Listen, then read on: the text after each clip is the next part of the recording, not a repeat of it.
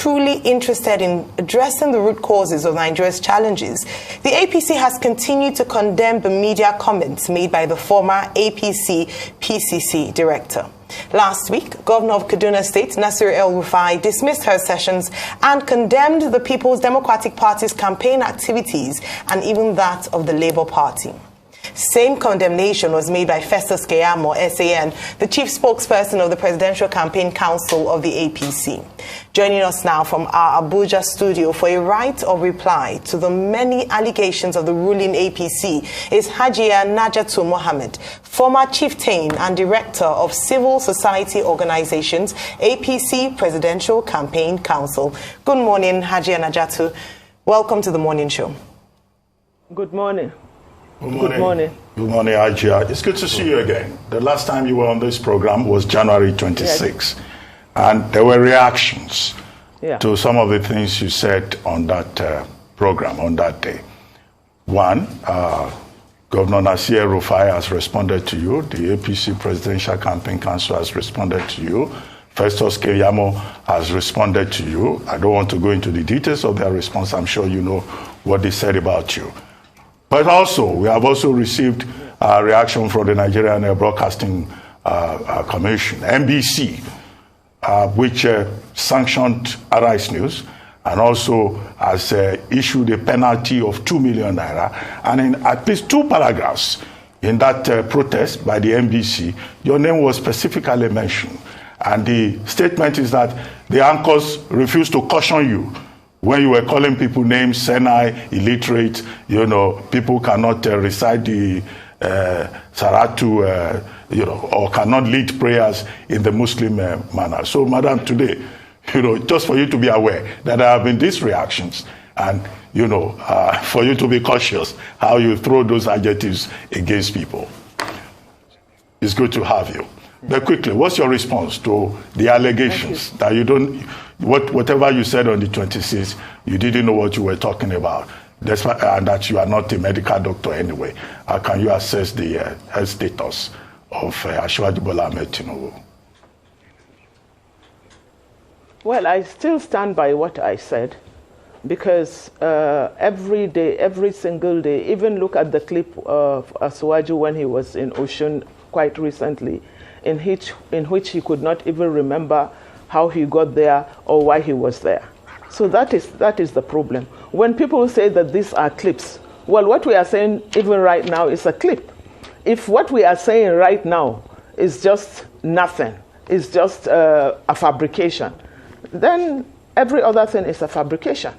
But let me talk about Festus Keyamo. It's really unfortunate that a lawyer at this stage, if he remembers very well, and one of the things that I said about Asiwaju is about corruption and perjury.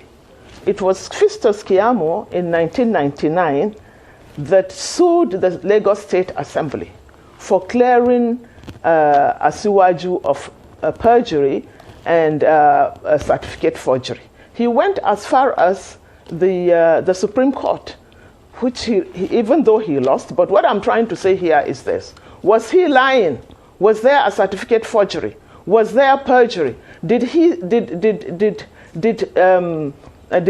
Asiwaju swore on oath based on lies? Or was Festus Keyamo lying against Asiwaju? This is something that he needs to answer. So we are talking of integrity now. We are talking about people changing according to their personal interests. Festus Keyamo then was more concerned about the integrity of Asiwaju, but today it serves his purpose, his personal purpose. So he wants Nigerians to forget all the things he said about Asiwaju then. In fact, as far as going to court, I mean, there's more to that. So, and then when he was, I don't know when they started appreciating Nigerians. Festus Keyamo was minister, and I think still minister for state for labor. When ASU was on strike for 8 months, what did he tell the people? He said, go and parents should go and beg ASU. They so insult Nigerians. When they talk, They don't think of what they have said earlier. They don't think of Nigerians. All they are thinking is their personal interest. So we cannot be talking about the same thing over and over again. The clips for Asiwaju are there for everyone to see. Every campaign he goes to, he goes. In fact, people are whispering into his ears to tell him what to say. And as for Nasiru, when they went to Chatham House in London, is it not true that they were some of the people that were made to answer questions for Asiwaju? So what else do Nigerians need to know that something is seriously wrong with Asiwaju?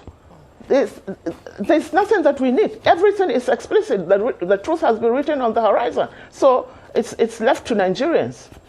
All right. As you would expect, there have been responses from the camp of the APC. They still maintain the stance that right from the very beginning you were a mole and you were working on behalf of the PDP, hence the reason why as soon as you tendered your resignation as being one of the directors on the APC-PCC, you then aligned with what they felt was your original candidate, which is the presidential candidate of the PDP. I'd like you to respond to that. And also, I mean, we've been asking questions. Okay. Yes, of course. Let me just finish. I have a second question. I can respond to that. Okay. All right. Okay. So the second question, when you respond to that, just in terms of responses as well, also around this issue, around a deliberate sabotage of the APC's presidential candidates by some Aso-Villa cabals. Now, because you've been close to the center of power, you would understand the dynamics of power and at least what happens in those circles. I'd like you to speak to this allegations, even though they said the president is supporting Asiwaju Bola Ahmed Tinubu, but he himself has said that they are working against his campaign. What's your take on this? First and foremost, when they said I was expelled from the campaign council, they never showed a letter from the national chairman of their party expelling me. I made a press release, and in my press release, after writing my letter of resignation, I told Nigerians that I did it because of my conscience. I am still on that. They should have brought out the letter of expulsion, even if backdated. They did not. They could not. When you lie about something, you get confused. There is no perfect lie. So I still remain on what I said. If they knew I was a mole, if they knew I was incompetent, why were they begging me? Falake cannot lie and say that he did not beg me to take that appointment. He begged me. I didn't want the appointment. And then I didn't take myself to Asiwaju in London. Asiwaju called me. I still have the text they sent me. I still have it, in which they asked me to please talk to Asiwaju. That Asiwaju wants to talk to me, because he called me severally after I refused the appointment from Falake. And Falake said I should please, in the name of God, meet him halfway. Let them put my name there, because the names are coming out the next day. So that I can, if having sat with Asiwaju, I am not satisfied with what he says, then I can opt out. The very next day, Asiwaju kept calling me. I didn't even know his number. It was at around 11 p.m. I didn't know the number. I refused to pick the number. Then they sent me a text saying that Asiwaju wants to talk to me. I still have the text, in which I replied, tell him I'm waiting. Immediately after, less than a minute after, I got his call. He said, Hajia. I said, yes, sir. He said, I respect your stance on not accepting my appointment.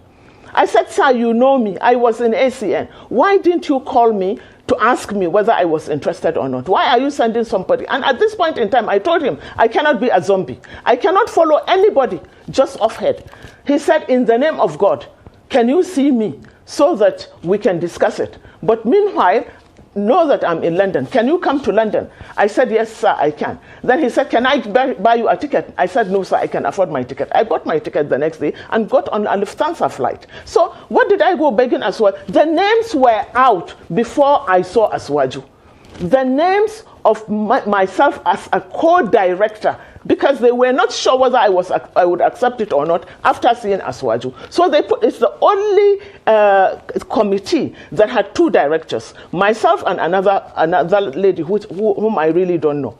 So I went to London, I saw Aswaju, we sat for 2 hours. In fact, BC Akonde met us halfway through the meeting. And I asked him, "Sir, what is it you have for us up north?" He told me point blank. He didn't lie to me. He said nothing.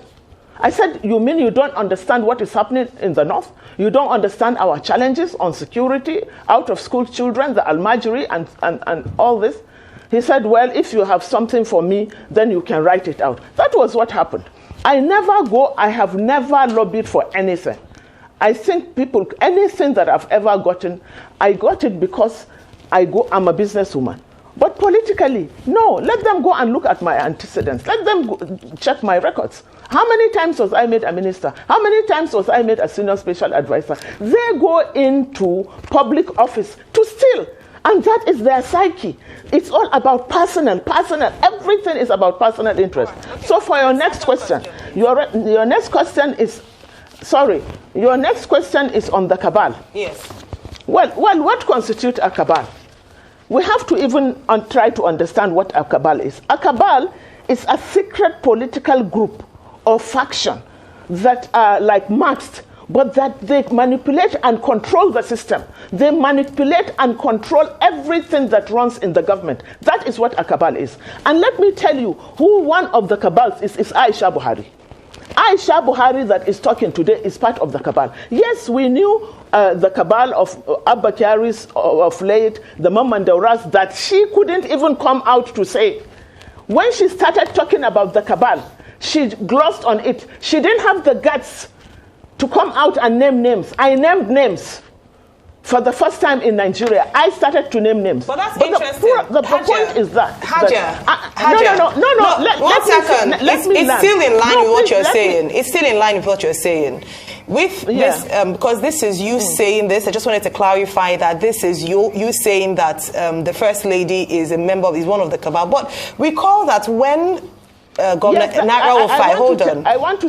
El Rufai mentioned this, she actually reposted the video as if in support of his claim that there were people who were sabotaging. Is that not contradictory? No. She said she reinforced what El Rufai said. She agreed with what El Rufai said. El Rufai said that the cabal in the villa, and she confirmed it. But what I'm saying is this. She is also part of the cabal. I am trained not to say they did this. We are trained to name names. You have to have the guts to tell Nigerians who the cabals are. And I'll tell you why. One, if you look at, we are discussing, the hardest thing for Nigerians now is the question of changing this money. People are in a very, very dire situation. Even I had to know how to mobilize to send my mother ingredients, tomato and pepper. It's terrible. I am stressed up. So think of the millions that have to work daily to feed. But what is happening? They are talking about the cabal, and they are talking about themselves. They are saying, what El Rufai is saying is that why is changing money is okay, but why now for elections? So is it about elections, or is it about Nigerians that are suffering? And whose election? Their elections. This is the point I'm trying to make. So when they are talking of the cabal, her brother, Aisha Buhari's brother, same mother, same father, is the DG now or MD of Minting and Printing. So what are they talking about? When you talk of Emefiele, Central Bank, the next thing you talk of is Minting and Printing. Her brother, same mother, same father, is the head of Minting and Printing today in Nigeria. So how cabalish can you be? And for them to accuse the cabal only for themselves, that at this point in time, when did El Rufai or any of APC governors stop to talk about ASU strike, the killings, the kidnappings of people? They've never discussed that. It has never, as we are talking now, hundreds of children from Kebbi for over 1 year, for over 1 year, kidnapped girls from Akabi secondary school, are still with the bandits for over 1 year. But nobody ever said about it. And 84 people were killed only yesterday in Katsina. 84. But they didn't bother. Every single day, Nigerians are being killed. Look at what is happening in the southeast. And they don't care. They don't care. It doesn't matter who kills you or when you are killed. What matters is that you are dead, you have been killed. It doesn't make any difference to the victims. So it doesn't make any difference to Nigerians when or how they are squeezed and strangled for lack of the currency that they will buy their day-to-day needs. So they should stop lying. They are the real Cabal. And we should also not forget El-Rufai's memo. If you remember El-Rufai's memo after the death of the former chief of staff, Abba Kyari, the memo was leaked, in which El-Rufai was insinuating or was saying that there are people that he actually wanted to be to replace Abba Kyari. He did everything he could to replace Abba Kyari because he said otherwise. Some people are already boasting that they will choose the next petroleum minister, they will do this, they will do that, they will hijack everything. So he wanted to be part of the cabal. So, I mean, what are we talking about? Okay, Najaatu, real quickly.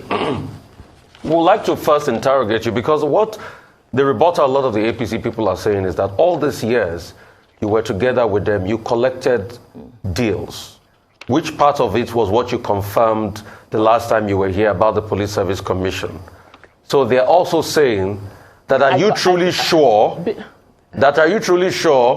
that you didn't benefit further, that was the only thing, because you claimed you were not paid anything for that, you was just a service to the country and all of that, that can you truly beat your chest? At the Police Service Commission? Yes, that can you truly beat your chest? No. Sir. No, hang on a minute. Let me finish. Let me put all of them together, okay. Ma, please. Okay. So that are you truly beat your chest that was the only thing you collected, that you didn't collect any more? Because they too are now kicking back at you that you are not the only one that has the right to speak. Secondly, from what you are saying today, yeah, I know. It looks as though that cabals have factions in this country. What factions are the cabal? Are everybody now? Because now that you've opened the can of gunpowder to this government of cabalocracy. So there are cabals here and there, factions here and there. You mentioned one. Which faction is that? Which other people are in other cabals that have multiple functions that the APC presidential candidate, Governor Nasir El-Rufai even said that some elements in the villa are working. Let's talk about these cabals in the villa. But they are also saying that you too should account.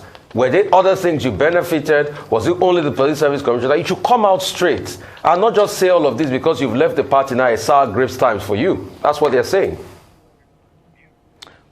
Okay. There's a difference between the Police Service Commission and the party APC. We have to make it very clear.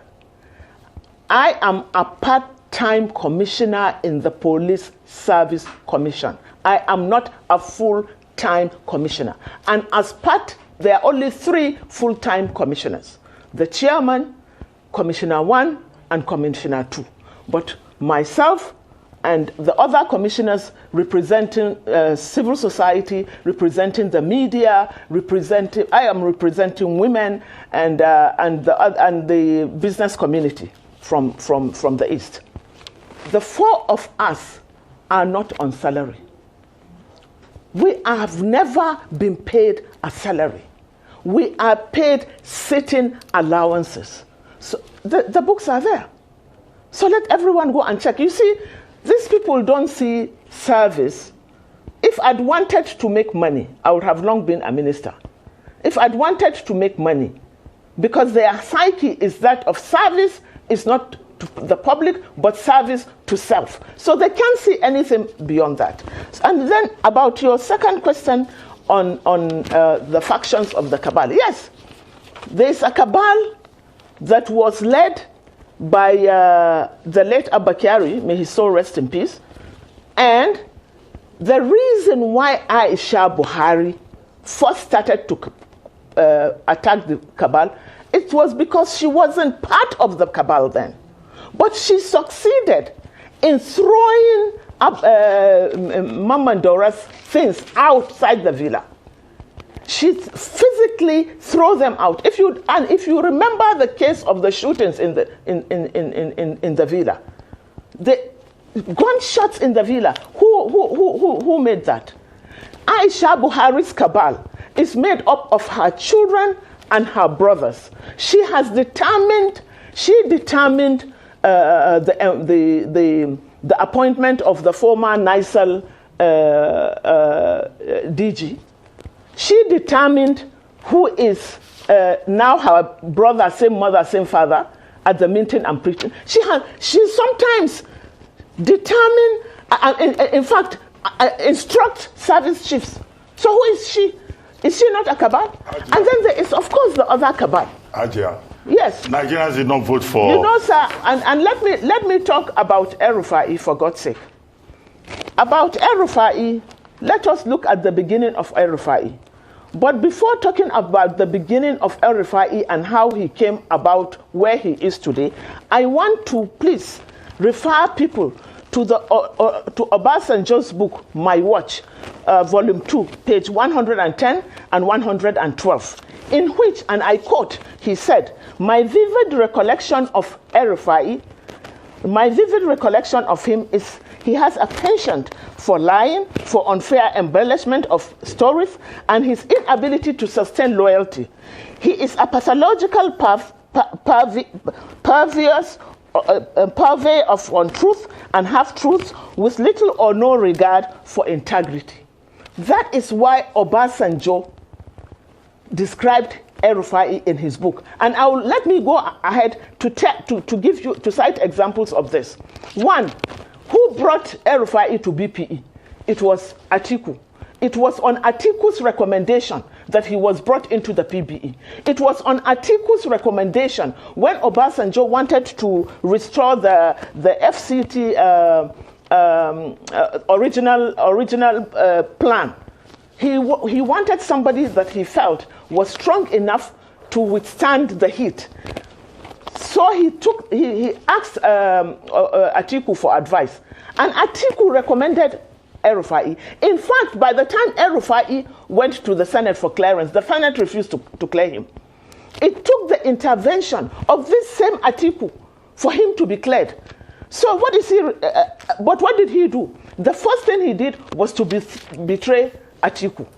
He started fighting Atiku. Not just that, even in Obasanjo's book, Obasanjo has referred to him as, I have heard of how, and I'm quoting Obasanjo's book now, I have heard of how he ruthlessly savaged the reputation of his uncle, a man who was like, in the African setting, his foster father. I shredded when I heard the story of what he did to his half-brother in the Air Force, who is senior to him in age. This is what Obasanjo has said about El-Rufai.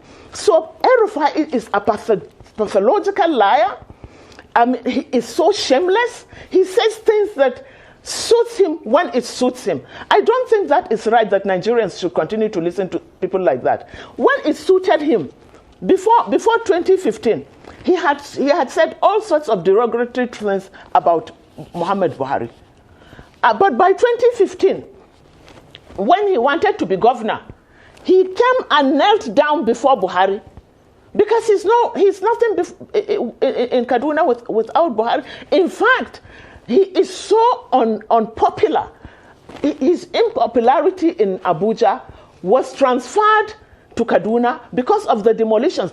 If one of his benefactors, an uncle of his, who had served his people his parents very well, Justice Bashir Sambo, he helped the family very much. He's from Zaria like them.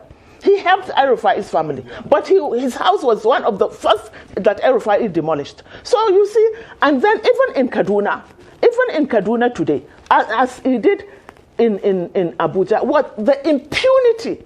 You will be in bed with your husband and your children. You'll just hear a bulldozer bringing down your house. I mean, these are the type of people that are now saying that they care about the common man. Which common man? They have no business with them. You see, the people with Buhari, or the people in the APC, quite honestly, are suffering from delusion of grandeur. Because when you asked them, when like this afternoon or this morning, I saw what Fistus. Yes, sir. Okay, I mean, I can hear you. Despite the note of caution at the beginning of this program, I see that, you are still going I'm really sorry, sir.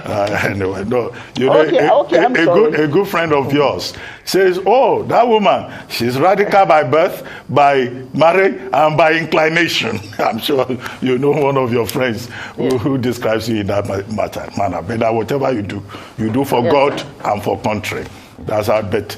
Let's go straight to the point. Country, yes. Yeah. Yes, you refer to Aisha Buhari, and I was going to tell you that, the wife of the president, Nigerians didn't vote for her. She's not involved in policy making. Her husband also told the international community openly that her place is in the other room. And yet you are crediting so much to her in terms of appointments. The same Buhari took her to the Red Chamber, in which the office of the First Lady, which she clearly initially rejected, opened it. The same Buhari. Anyway, on the question of the APC. He made it official. Well, on the question of the APC, Festus Keyamo and the president, they've told us that the APC presidential candidate, the same person that you say cannot lift a cup or a broom, is the best man for Nigeria. And Keyamo says they are sure because they have 24 governors and there will be no obstacles that will stop them from winning the election. And you say they are being delusional. Yes, that makes them 24. Yes, they have 23. Yeah, he said they have 23 governors and a president, which gives them 24 votes out of millions of votes. However, let us look at it much more seriously and in depth. Why should he say that? Because there will be the instruments of coercion are in the hands of the president. And the governors are supposed to be those that are responsible for the security or the heads of security in their states. So to say that, forgetting that before 2015, the 19 governors, we had only one governor in the APC in the 19 states of northern Nigeria. But the votes and the yearning and the steadfastness of the common people changed that situation. So I'm telling them, what they want to do is to use the excesses of the instruments of coercion, meaning the military and the police, to turn things around forcefully in favor of their candidate. That is the only reason why they said that. Secondly, if you remember, Hadi Sirika in Katsina, in a gathering, was swearing by God that they have amassed so much money. They have amassed so much money that they will use that money for elections. So it's just self-explanatory. Festus Keyamo is not saying that Nigerians are behind them. He is saying that we have a president who controls the finances of this country, because MFLA is answerable to the president, to the minister of finance, and they are all answerable to the president. So if they have the monies of Nigeria and they have the force of Nigerians, they don't need Nigerians. Nigerians are being told that you are not wanted. We only need 24 people, and these 24 people are equivalent to the millions of votes that Nigerians are supposed to. You see, these people, if you begin to see how deluded they are, see how Shatima referred to the vice president. He says, if he's nice, he should sell ice cream. A professor who is much more educated than he is, he can never catch his legs in terms of education. and forthrightness. And here, what Festus Keyamo is now saying, here, what El-Rufai is saying, all they are saying about this change of money is because it's for them. Everything is about them. Why are you changing money? It's good to change money, but why now?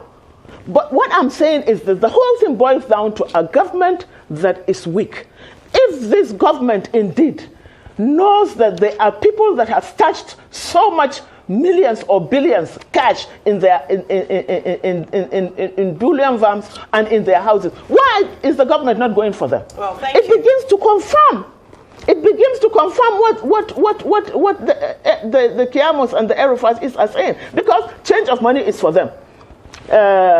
Election, they all have they have governors and they have the president. These people have all a single vote each. How are they able to change things when we know that most of the governors were there because the common man stood and fought and defended their votes? But why are they now saying that since they are there, that the common people do not happen?